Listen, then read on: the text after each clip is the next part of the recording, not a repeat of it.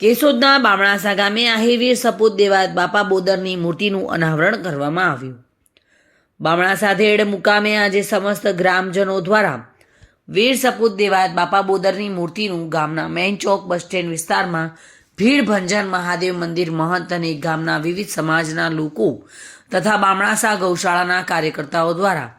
ભૂદેવની હાજરીમાં શાસ્ત્રોક્ત વિધિ પ્રમાણે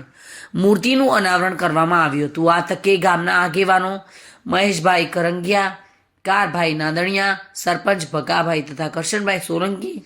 અર્જનભાઈ નંદાણીયા, બોદર પરિવારના રાજુભાઈ કરશનભાઈ બોદર તથા આજુબાજુના ગ્રામજનો મોટી સંખ્યામાં હાજર રહી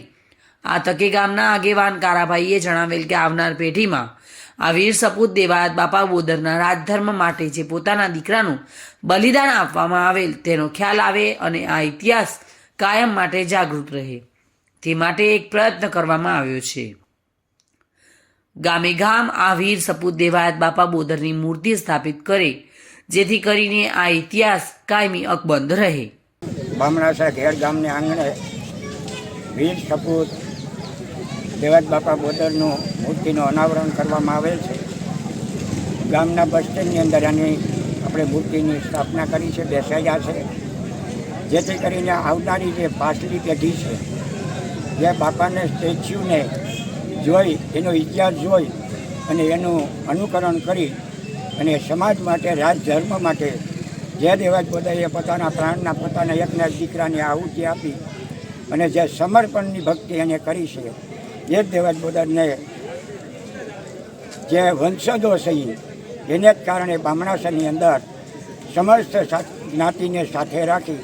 કારણ કે આમાં એક જ દેવાયત બોદર પૂરતું સીમિત નથી. આની પાછળ ઘણા દરબાર સમાજ પણ છે જેની અંદર રાયજાદા છે, જાડેજા છે, સરવૈયા છે તથા આની પાછળ જે જે વ્યક્તિએ ભોગ આપ્યો જેની અંદર ભીમરા ભંજિયાનો અને વાલભાઈ વડારણ થકી અને પોતાના એકના એક દીકરાનું રાજધર્મ બચાવવા માટે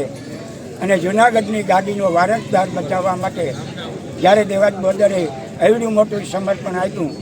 ત્યારે અમારો પણ એ ધર્મ બને છે કે અમે પણ આ બાપા દેવાયત બોદરની મૂર્તિનું અહીં અનાવરણ કરી એની યાદીને કાયમ જીવંત રાખવા માટે બામણાસા ગામને આંગણે આ મૂર્તિનું મેં અનાવરણ કર્યું છે. રાવલિયા મધુ સાથે bureau report, today Gujarati news.